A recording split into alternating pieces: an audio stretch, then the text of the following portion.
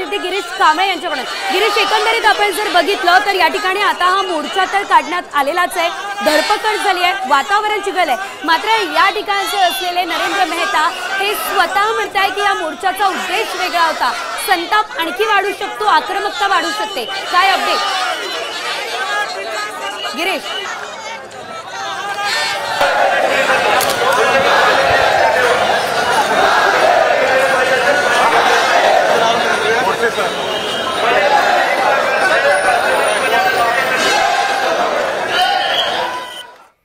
छत्रपती शिवाजी महाराजांच्या भूमीमध्ये मराठीचा अभिमान बाळगणं, मराठी भाषेबद्दल प्रेम व्यक्त करणं, मराठी भाषेबद्दल भावना व्यक्त करणं, आता हे देखील दडपण्याचं काम दिल्लीवरून सुरू आहे। म्हणजे किती दडपशाही या राज्यामध्ये चालू आहे आणि महाराष्ट्राचा अभिमान आणि स्वाभिमान दुखवायचं काम हे करतायत, परंतु जनता हे उघड्या डोळ्यानं बघते। निश्चितपणे त्याचं उत्तर भविष्यकाळात महायुतीला मिळेल।